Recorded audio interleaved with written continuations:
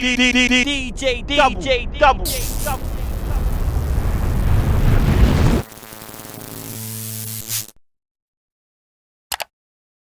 How are you, bro?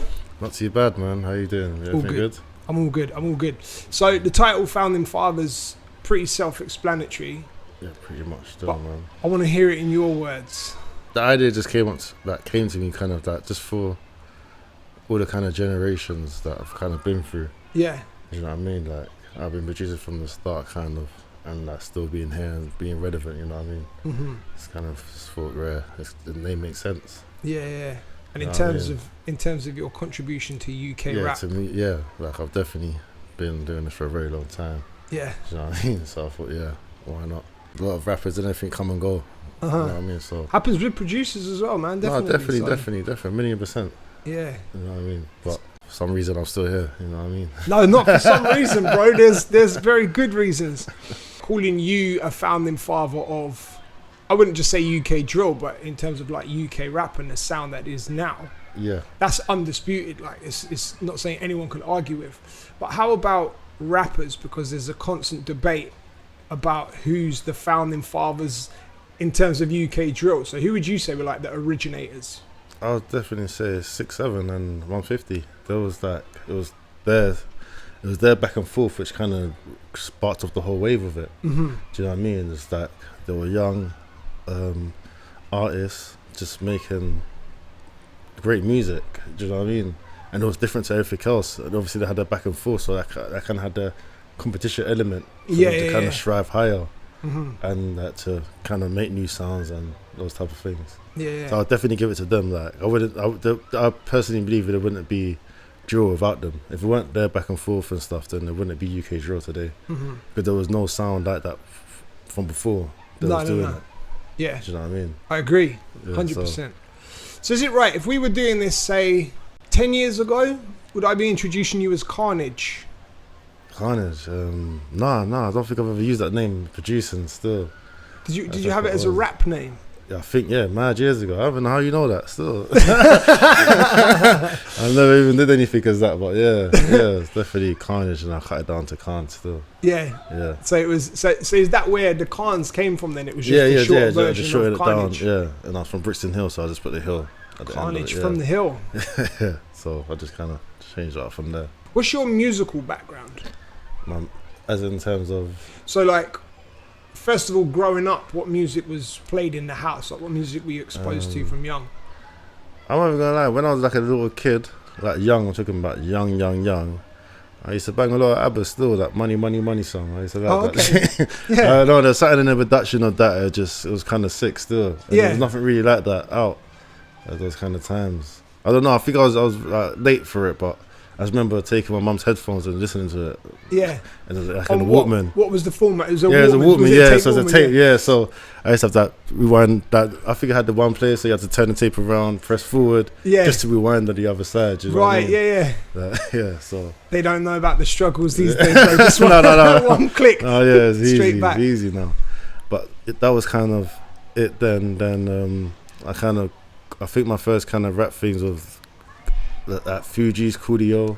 Okay. You know what I mean? Gangsta's Paradise, I used to love that song. Warren G. Then I kind of got introduced to MTV Rap, and then seeing Biggie and Busta Rhymes and all that type of stuff. Yeah, kind of very much influenced me. Yeah, it's funny, isn't it, how the television played more of the influence, I feel like, on the UK scene than radio ever did. Yeah, in the early days at least. Yeah, definitely. 1,000,000%. I was definitely, most of my music I found was that probably from when I was young, was that from the box and MTV. Mm-hmm. That's also everything, do you know what I mean? Yeah. I was young. Moving on from your early years then, in like your teenage years, what was your musical landscape like that then? Because I read that you played guitar. Yeah, I played more piano as well, right? Yeah. More piano and a bit of guitar still. So you beginning piano, was that from a I want to make music point of view, or was it more No, I think it was more from I used to have a keyboard, innit? Mm-hmm. And I used to be like play along to adverts and stuff like that, and like EastEnders and stuff. So my mom kind of caught on that. I was kind of good. Yeah. Because she's like, "Who the hell taught you that?" I don't know. Just listening and playing along. I just play a lot by ear, so I think from that, it kind of spawned me going to actually have piano lessons and stuff. Right, okay. And then I think from piano, I got built a piano, so I started guitar, then I weren't really in it, then I just kind of went back to piano. Mm-hmm. Yeah. Which do you prefer? Piano, to be honest. Piano? Yeah. Do you still play both? No, I play more piano now. I bought a guitar the other day, but... Yeah, I was going to say, there's in the corner, is it is it rusty? Or? It's a bit rusty. I've been trying to get back in, in the quarantine, I was trying to get back, like, get my swinging back on it and stuff, but I kind of fell off it again. But I'm trying to get back on and just get back on my guitar wave, man. Yeah. Definitely. But, so piano's the primary one? Yeah, that's my primary. And you first started making beats in secondary school? Yeah, secondary school, yeah. Okay, so was that like... What kind of software was it, and what was the equipment like? Was there a studio at the school? Yeah, we had a studio. It was crazy in the music department. I remember one day I was doing music and they're just showing us it, and I was like, "This looks so sick." Do you know what I mean? I think they had like when I was in year 10, I started. The equipment was old though. Like, I think it was like an Atari or something. Right. The Cubase was like black and white. You used to have a floppy disk. Yeah. Save everything on the disc. Yeah. Save it on the disc. Stuff like name the sound, so when you come back, you had to reload them and everything. Like that. And then I think the next year they upgraded to I think Cubase VST. Mm-hmm. So that was kind of like more easier and stuff. And the teachers there were cool. My school was kind of they weren't really monitoring us too bad, so I used to actually miss lessons and just chill in the studio sometimes. Right. I don't know how I was able to get away with it, but yeah. I used to do it still. Yeah, maybe they just spotted something and just thought, let him thrive in there. Like, no, but sometimes I used to like miss science field, miss a period in science, and be what, just bunk in the studios. Yeah. Sick. What point did you realise that music could really be like a full-time job? Because I feel like even today, it doesn't seem like it's properly recognised in the curriculum. Like, if you saw a careers advisor, they'd probably push you towards like, you should be a music teacher. Yeah. Or, do you know what I mean? Rather than go and produce. Yeah. I've never really done, well, from the beginning, I've never really did music to make money. It was more of a love. Like, right. I loved actually putting things out and having that audience to listen to. Mm-hmm. So I think that's always kind of been my main thing. And I kind of just gone with the swing of things. Like, before, we used to have to make CDs and then go out to give them to Ruthless Records, Dark and Cold, the SN1 shop. I can't remember, there's a lot of other places like in Brixton and Tooting Market. We used to go and actually sell them to those places and go back and get our money after. And after it kind of went digital. And then, like, not even digital in the sense of Apple Music, we went digital by making PayPal shops. Right, okay. And then like being like releasing a CD and then making a shop link and be like, okay, this is the product you want to sell. Yeah, everything went and online. Then, and then after that, that's when we heard about iTunes, and that's when we kind of jumped onto iTunes, and now it's streaming, and do you know what I mean? Mm-hmm. So it's just kind of always gone through the progression of everything.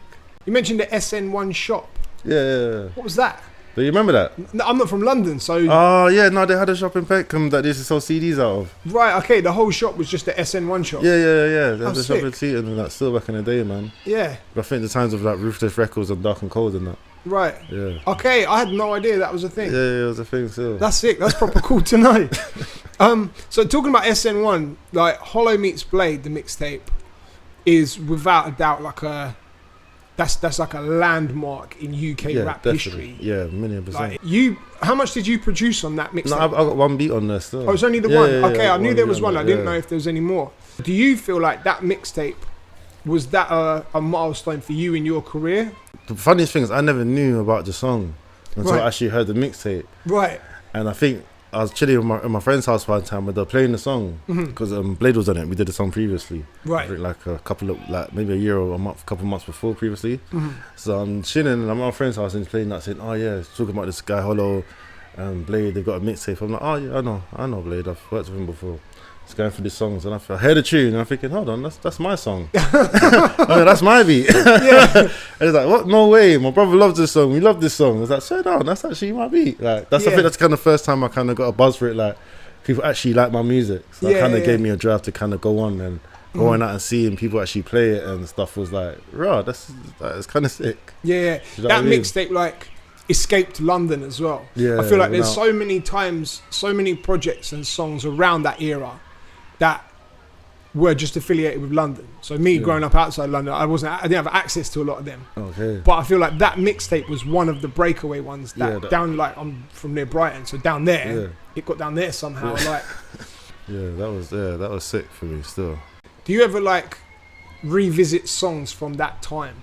Oh yeah, definitely, 100%. I always go back and listen to like old mixtapes and stuff just to see like what I was doing and my progression, and if I'm still keeping it how out that of a fresh sound when I kind of drop all the time. Yeah. Like every time I drop a tape or something, I'll always go back to my old tapes to make sure it don't sound nothing like. Right. You know what I mean? Like it's just a completely different vibe. Yeah. How do you feel when you hear the older stuff, like especially stuff from like 2007? I don't know. Sometimes I think, I've got shit. What, you think you've got worse from then? Oh, yeah, right. do you know what it is? Because like I feel like back then, I feel because of how the industry is now. Yeah. And it's so kind of more like you have to care now, innit? Yeah. And back in the day, you could do what the hell you wanted. So I feel like I was more kind of like experimental there with different stuff I used to do. Mm-hmm. So compared to like more now where I might play safe or not even play safe, but it's just more structured.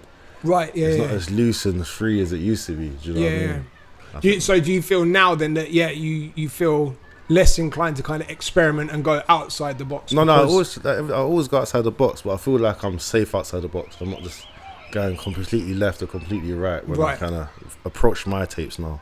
Yeah. Like I always, with new artists, I always try to go as far out the box and do different things. But I feel like, because in my head, you have the little thing of, okay, you still have to do well and all that type of stuff. You know what I mean? Yeah. Instead of back in the day where you just didn't care, you just pull it out. Yeah. You know what I mean? There's expectations now, I guess. Yeah. The expectations are killer still. You were very instrumental, I feel like, in the sonic direction of 6-7. Yeah. First of all, how did you guys connect? They're like little brothers to me still. Like they've been around like from probably the beginning of my career. Right. Okay. And they've always done music as well. And I think even some of their previous stuff, like they got All I See Is Smoke and stuff. I've even got some productions on there. Some of Dimsy's old stuff, I got stuff on there. So I've always been working. But I think it was kind of more when they was kind of making tunes. I really loved their videos I was doing. Right. Like I thought rare, and I just sat down to them and I was like, okay, do you know what it is? What you lot doing is so sick. And you look like, and their flows were just different. Yeah. Do you know what I mean? It was just a different sound altogether. So I was just like, listen, I was got them together. I was like, listen, I want to give you like your own sound. Do you know what I mean? Something that you could just call your own, because you're jumping on a lot of American beats. And obviously, like, that's sick because your flows are sick, but I want to give you something to complement what you lot are doing as well.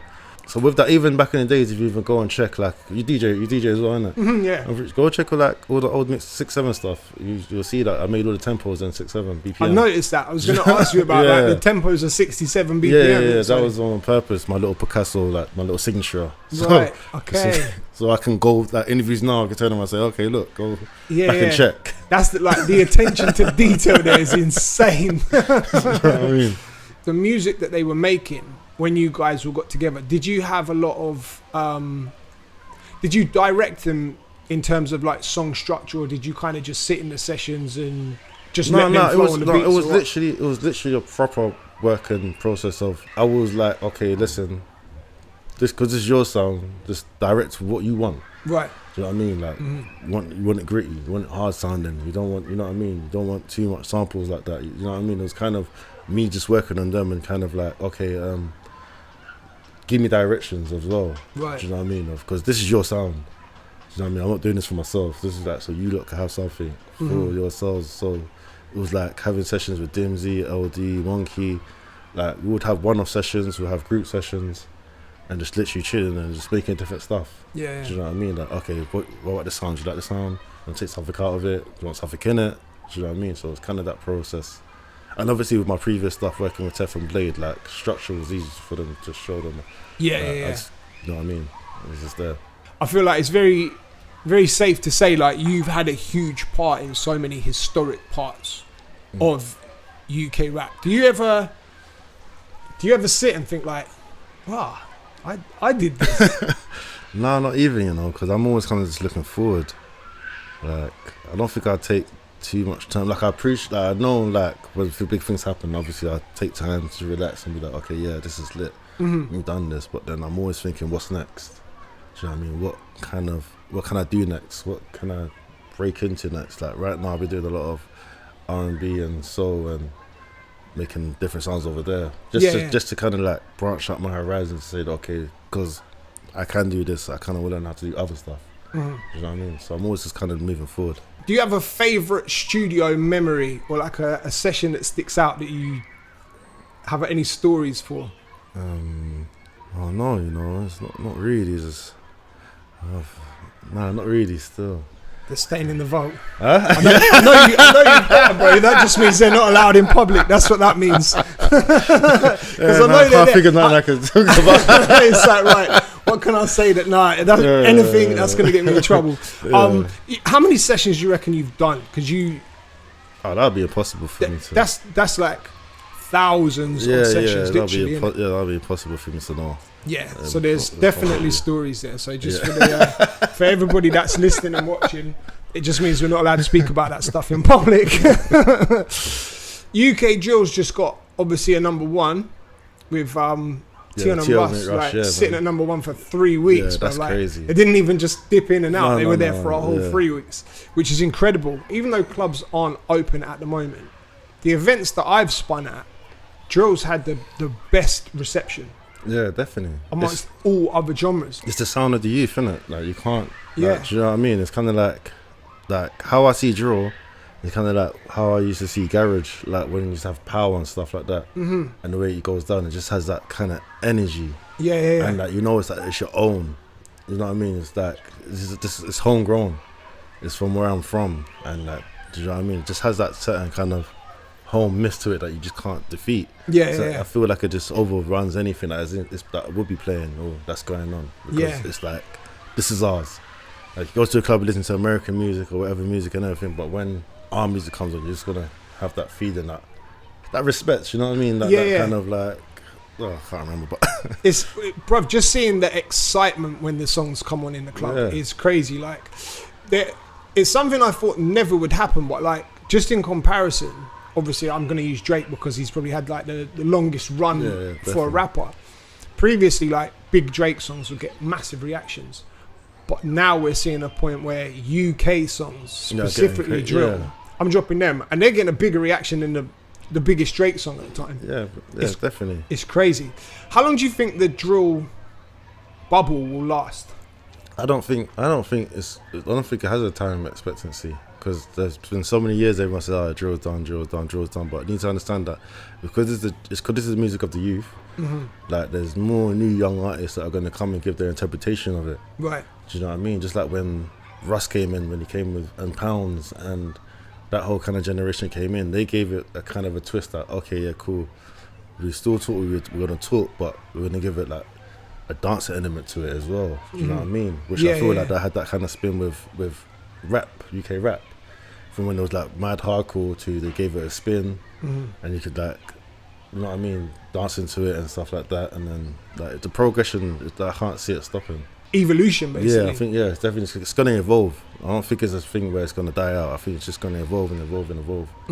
And so, did you ever see something like Tik Tok being as instrumental as it is in giving drill's roots as well, like where it started? Like you say, like if we use 6-7 and 150s beef as a perfect starting point, and now we've got like young white teenage girls on TikTok doing dances to it. It's crazy. It's just like I said, the elevation and the way the music's evolving is just like I would expect it from it. Because I've always, every time that conversation where you hear people say it's gonna die out, it's too violent, I always thought, nah, it's impossible.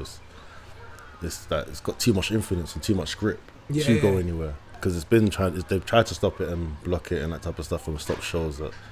It's just evolved around it, and made it bigger and bigger and bigger. And I feel like most of the biggest genres always have that issue of trying to be sanctioned and closed down, which elevates it even more. Do you know what I mean? And I find the biggest genres always have that. From back in the day of rap, when they're trying to censor it, it just made it bigger. It made it more of a taboo. When you make something a taboo, it makes people want it more. Same thing with like prohibition, made alcohol non-accessible. People want to drink more. That's right. You know what I mean? You can't, like, it's just human nature. You can't tell someone they can't have something, because it just makes them want it even more. I think if they embrace drill, then it might. I just let them do the shows. It might have. I think you're right. You know what might have happened is it might have peaked super early and then just had its time and been done now. But I think you're right, actually. I never thought of it that way. Because they held it back, they stopped the shows. It made the people want to go to the shows even more. All right, cool. We upgraded the venue. Now we've got a bigger show. And now things are bigger, yeah. Yeah, I never thought of it like that. What a great way to think of it. Who do you think is the king of drill? The actual king. Right now, if we're talking success, it'll have to be Tio, Wayne, Russ, and Heady. They've been the most successful. Yeah. Do you know what I mean? Right now, like where Heady's doing songs with Drake on drill tunes. Yeah. They've just hit the number 1 for 3 weeks. You know what I mean? So Yeah. I'll leave it for them three to fight out. I love this. Is this the media training kicking in? He's like thinking, right, you know, I might have these people in the studio sometime soon. I want to avoid their headaches. No, I think, I tend to agree, actually. It's got to be between those three. Yeah. Definitely. I'm saying these type of answers, you just got to go to the numbers, man. Yeah. So you've got a music mastering degree, is that correct? No, music technology. Oh, it's music tech. Yeah. Does that include mastering? Is that included in part of what you learn? No, yeah, it's something you just learn inside of it, as you go along and stuff. Mm-hmm. Yeah. What made you go to what I would call like the serious route of learning how to do music instead of what a lot of people do, set up their stuff at home and use YouTube and, do you know what I mean, teaching themselves? I'm a great believer in knowledge is power, and if you're really invested in something and really want to do it, then you need to educate yourself to do it. Do you know what I mean? Like, and if it's something that you're really passionate about, then it's something that you should take like a year or two out to go and actually study what you're getting into. Because I find a lot of people don't study what they're getting into, and their expectations are not what they end up wanting them to be. Do you know what I mean? So I'm a person who, if I'm going into something, I'm going to study and educate myself about it. If like I'm a person who wouldn't talk on subjects I don't know nothing about. I don't want to sound like an idiot. Right. Yeah. So you're not going to see me anywhere talking about politics because I don't know enough to talk about or talk on politics. You know what I mean? I'm not going to talk on medicine or being a doctor or being a scientist because I have educated myself to talk about those subjects. So that's kind of always been my mind state. Like if I want to do something, then I'll educate myself on how to do that. Obviously, in terms of like the knowledge, it would have helped massively because of the position you're in now. But do you think it, in terms of your position in the industry, did the uni degree help as opposed to someone who might have just learned on YouTube? Oh no, I've never ever used any of that stuff with my degree or anything or written up a CV or anything. Right. I feel like university was more kind of me learning how to network. Right. Okay. Do you know what I mean? Like, because I knew how to make beats anyway. Yeah. So, okay. Yeah, so. Do you know what I mean? I learned from school. So Yeah. making beats wasn't a thing for me. So, and when you go to uni and stuff like that, you kind of start from where you start from the beginning again. Because remember, you could go to uni from doing like maybe media and tell them, I say, okay, I want to do music. So you're gonna have to start again anyway. Yeah. So my position was more going there was more the people networking and talking to the people around me that was in my class, meeting New Brand Flex up there. That's why I met. Well, you went to uni with them? Yeah. Right. Okay. So like that's why I met Striver, Saskilla, and Boya, Right. and Little P and stuff. Do you know what I mean? So it was kind of like, and that's when they had like Cash by the Hour out and everything. Yeah. So I used to go and chat to them, like ask them how they did certain things. A lot of things they did was independent them days as well. So that kind of just taught me kind of going down an independent route and doing things myself. They taught me a little trick, as in make a management email, but obviously you might not have a manager, but just that when you chat to people, pretend you're the manager. Right. Yeah. Do you know what I mean? Like them little tips are always things that kind of always stayed with me and kept with me and stuff. So that was always kind of like a thing. Like going there, it was kind of more the people around that I learnt from than the classes. Obviously, the classes are good for the whole like the laws behind music and everything. But actually, the networking and getting to know people and getting to certain places was definitely more going there and networking with people. It's a very overlooked thing, isn't it, networking? I think people don't realise how important it is. No, yeah, it's the most important in music. Like, remember, there's so many producers that are probably 40 times better than me, but then they have no connections and no links to put their stuff out there. Yeah. Do you know what I mean? So, like, I would say probably like 30% is actual the music, when like the 70% is literally networking who you know, who you've kind of made relationships with to kind of push your music forward. Yeah. Is that the point of your producer link-ups? Because you write, yeah, definitely. That's an yeah, event yeah. that you organised and run, right? So yeah, me and Shamake still. Right. So what it is like I kind of realised that problem, that there is so many producers that are in their houses that are making amazing music because they send it to me, so I hear it. Right. Yeah. And they'll be like, "Oh, this song's so sick. How can I get to this person? How can I get to this person?" And I'm like, "Do you know what? Instead of having to do all these, like, deal with meshing every individual person, produce a link up in it. Well, I'll make sure we get some artists in there, but this is like a show and a showcase that's about the producers. So you'll see the producers get on there. They've got that a minute to play 3 or 4 of the hardest tunes. Get a reaction from the crowd.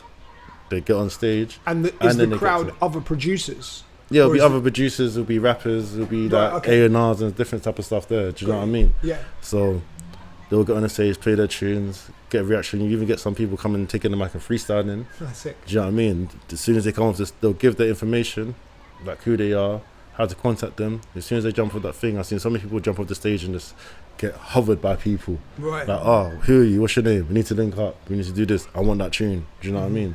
So it just kind of makes things so much easier, like when everyone's kind of more face to face and they just deal with it. And you could be an artist there, hear something you like, and be like, "Oh, let's talk." Yeah. Do you know what I mean? Yeah. It kind of builds that. It kind of builds the element because right now, like a lot of producers just produce at home now, innit? So they don't get a chance to come out to, don't know where to go to kind of get their music out. And obviously, I'm sure everyone's had of just uploading on YouTube and SoundCloud and hoping for the best. On Instagram, and stuff like that. Yeah. So what I come to realise is that just make an event, put everyone together, and just make it, get the networking going on. What a sick idea. Yeah.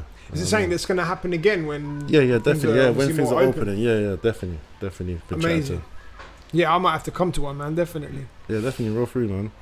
I went to a Link Up TV event. It was like a music conference that they put on, and you were on the panel for a discussion. I think you, Bangles, and Rhymes. Yeah, I remember that. Sat together. Yeah. You were discussing contracts. Yeah. And like the more the business side of that sort of thing.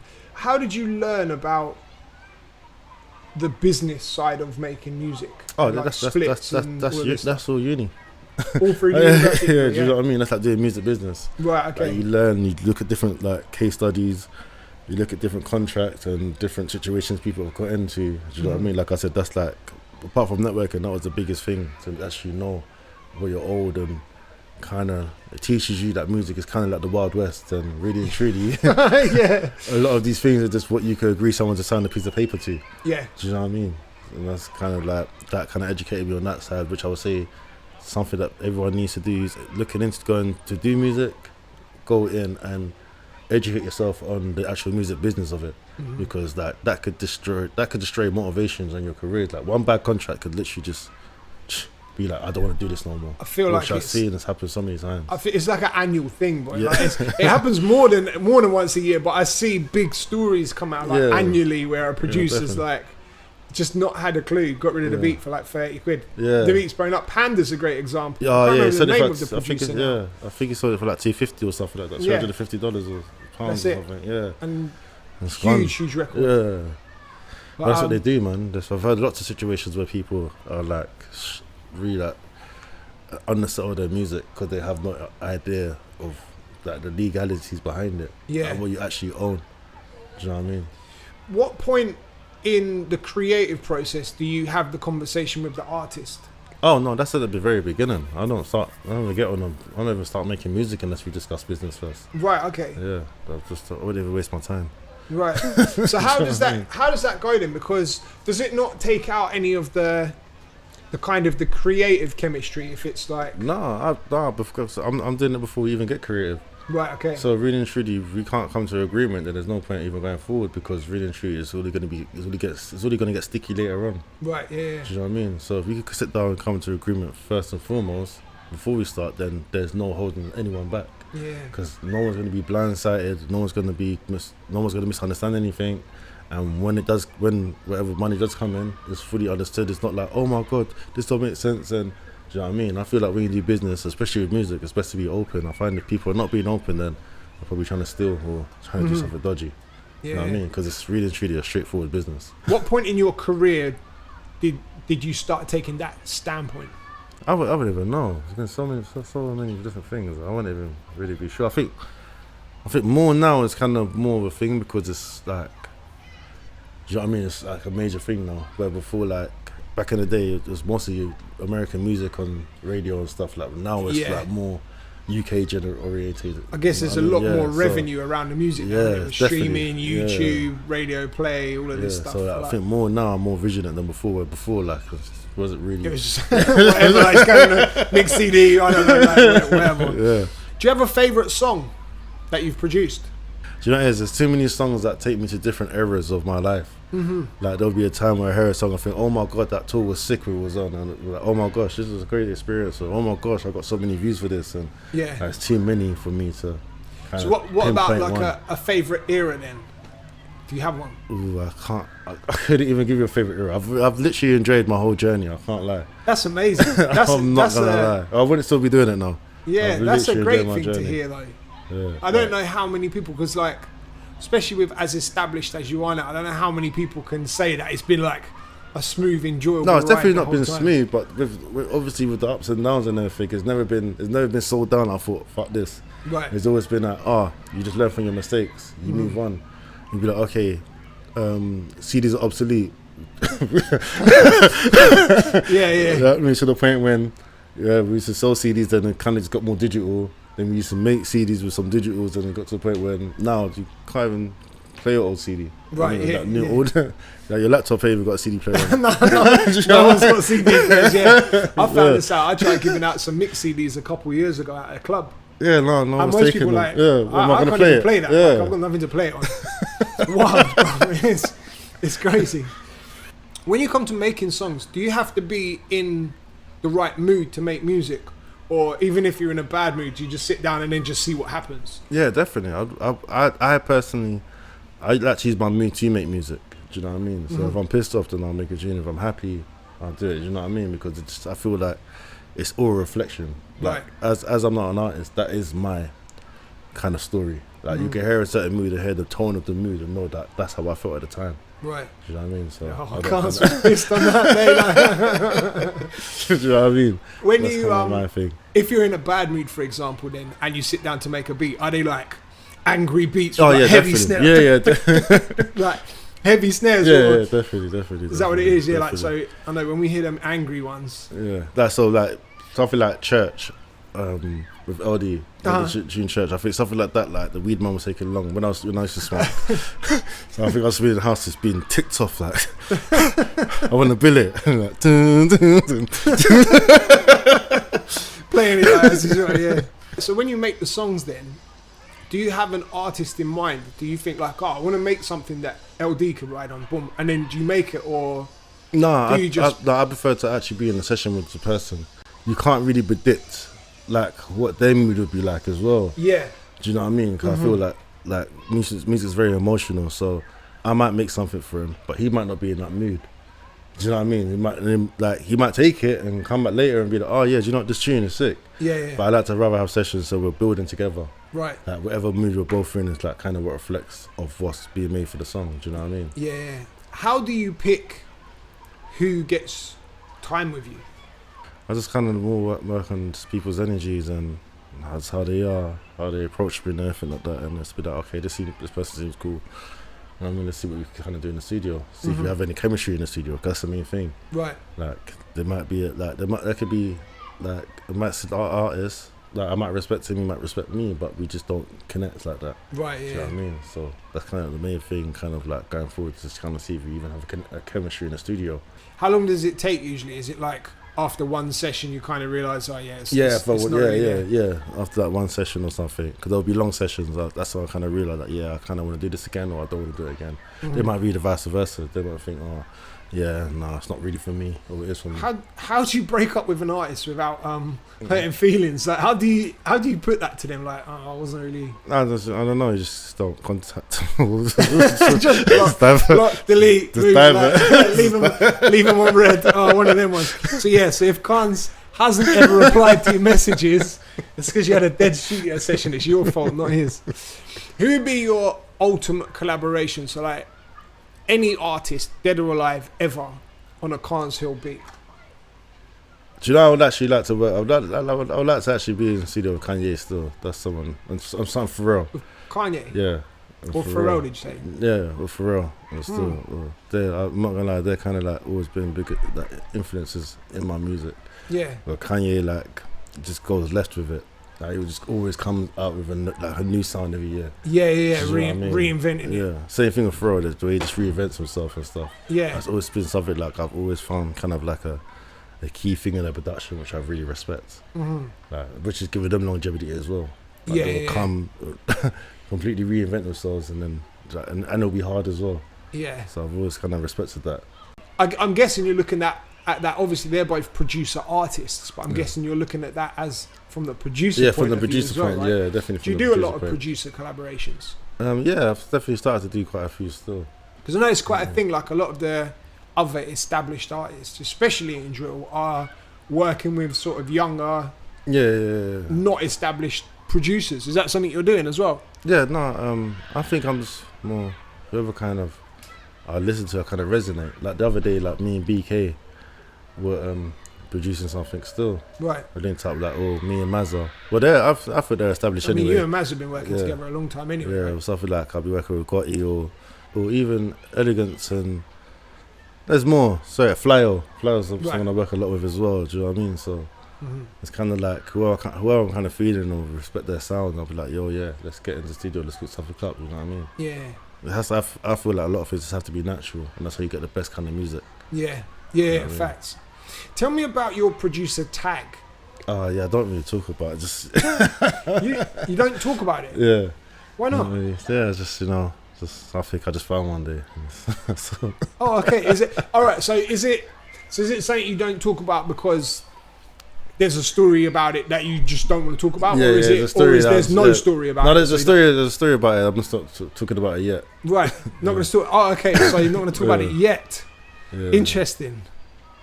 That's really interesting now. That's. I'm not gonna lie, that's hurt my feelings, man. I wanted to get. That was one of those things. So we were meant to do this. I think the first time I was chatting with Shom about sitting down with you pre-pandemic, and it was on one of the days you had the producer link up, and I think ever since then I'm like, I want to find out the story behind the as. So what is the tag though? You don't have to tell me the story, but it's like a sound bite from an astronaut. Yeah, something radio, like that. Something like that. Yeah, something like that. So. Yeah, I'm gonna listen out for that story. If it's not me that gets it, eventually one day. As a producer, then obviously we've mentioned you've done thousands of sessions. You must have heard so much stuff from artists that are considered like the top tier now. That's just unreleased. Yeah, definitely, 1,000,000%. When it comes to your own projects, do you ever dip into that for unreleased songs and then just be like, can we just use this for... Or do you... 1,000,000%. Oh, you do? Definitely, yes. That's it. 100%, 100% dig into there. Be like, what's it? I think that's even sometimes I might even start projects like that. Right. To see what tunes are actually there before I actually start making new tunes. Right, okay. Do you know what I mean? See if I get permission before we phone on. Hey, what's going on? Do you remember this song? Yeah. You doing anything with it? Can I use it? Do you know what I mean? That's kinda... Is that more complicated now with a lot of artists being signed to labels? Well, it kind of depends, like on the business that I would have with the artist. Like with a lot of artists, I kind of just do tune for tunes. Right. Do you know what I mean? So you do a tune for them and then do a tune for you. Tune for me. You know what I mean? And then we split our royalties or whatever. So it's kind of less headache and stuff. And you just kind of and because I kind of build my brandings and I do release myself personally under Carns Hill, it kind of just works out for me better as well. Right, yeah. Like, I don't have to kind of wait and be sitting there like, am I on a placement? Did I get it? Did I not? Like, do you know what I mean? Yeah. I could be like, I'm working on my own releases and my own kind of stuff.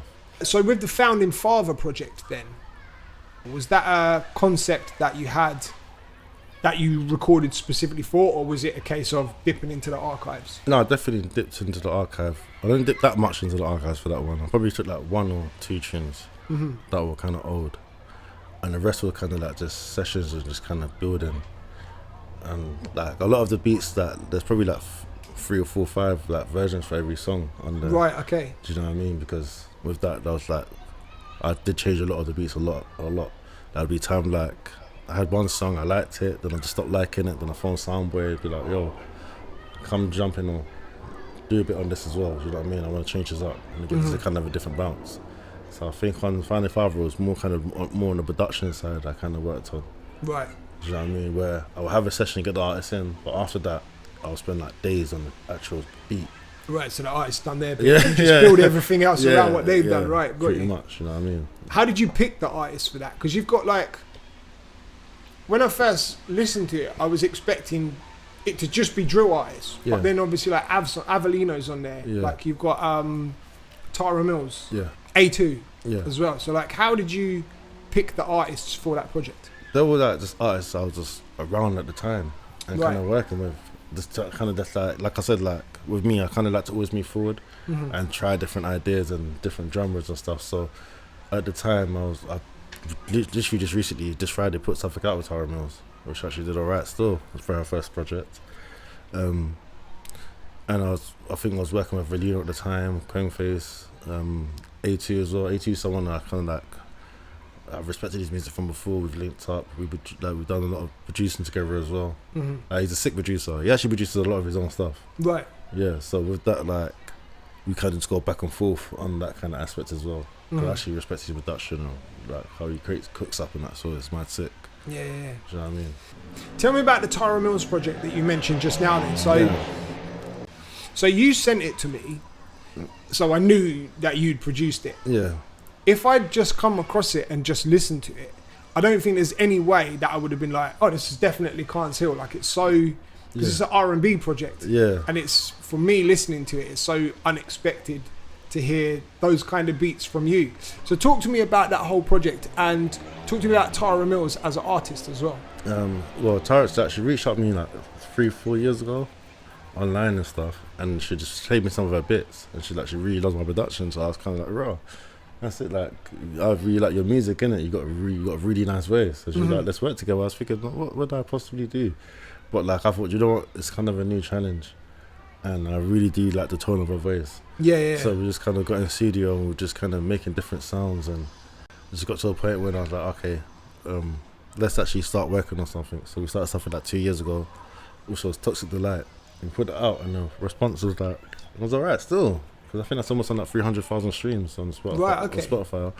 So after that, I was like, okay, like I've never done nothing like this before, and they're really taken to it.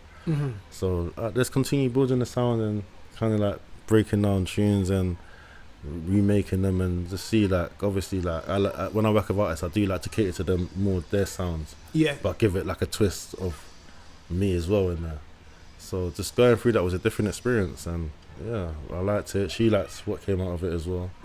The tunes, I think there's like some serious tunes, some serious messages behind the songs as well. So, Yeah. and yeah, it was like a different experience for me, and I kind of like to be taken out of the box and doing this type of stuff like that as well. So I was gonna say, like, doing this R&B album in particular, was it out of your comfort zone? Yeah, definitely, 1,000,000%. 1,000,000%, but I enjoyed it. I gave it like my 100%, like going into every single track. Yeah. Different kind of styles, and you know what I mean, even listen to more R&B, kind of like to kind of see more the direction of what everyone else is doing at the time, so I didn't sound like nothing like that. You know what I mean? Yeah. And just kind of wanted to keep her like original or fresh sound to herself. So that's where that kind of stemmed from. And we've definitely got more stuff coming out to work on. It's a kind of a bridge I still want to kind of continue on, because I do enjoy it. It's a great project, man. Like I say, Thanks, man. I was pleasantly surprised listening to it. Like, I wasn't sure when you sent it over. I wasn't familiar with Tara Mills, so I didn't know if she was going to be a rapper or where it was going to sit. When I pressed play, I was like, whoa. When did you realise how important it was to be versatile as a producer? I don't think it's really that. I don't think it's important. I think I more see it in the aspects of not putting yourself in a box. Like, that's my main thing. Like, don't box yourself. Do you know what I mean? Like, try everything and see what you like. That's what school's about. School's is given a whole bunch of different subjects to try to see what you like, to see what you pick to go into your field. I say that same thing with music. Like, don't just put yourself in one box. Try everything. So, and give yourself equal opportunity to do anything you want. So I kind of feel like, obviously, at this time in this stage of my life, I kind of want to go back to school and learn more. Right, yeah. And see what else is there for me to do and what else I haven't attacked that I still want to attack. So when I'm like 60 years old, I can look back and be like, yeah, I did everything I wanted to do and everything I wanted to achieve. Mm-hmm. Do you know what I mean? That's kind of like my thought when I kind of go into it.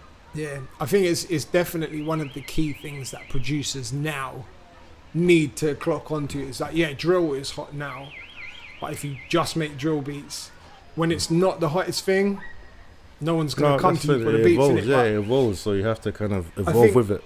I think you're in a good space, and this probably isn't even intentional, but I feel like just ahead of the curve. I think we're about to reach a point with UK R&B where it's going to be like, it's going to become like an established scene. Does that make sense? I was chatting with Osh last week, and there's so many individual R&B artists in the UK that are amazing, but there's not like a R&B scene in the UK yet. No. But it's coming. I feel like it's just clicked in there. It's definitely coming. It's definitely coming. So that's why when Tara did come with like she wants to work and everything, I was like, I can see it coming. Yeah. Do you know what I mean? Like it's definitely on the way. Like there's so many R&B artists that are now that are even making music that are amazing, that are actually getting places, and it's not being seen yet. But then there's going to be that artist that kind of just kicks the door in. Yeah. Do you know what I mean? So it's either I'm there when it's either I'm trying to make that Tara Mills or Chelsea Lauren, who I'm working with as well.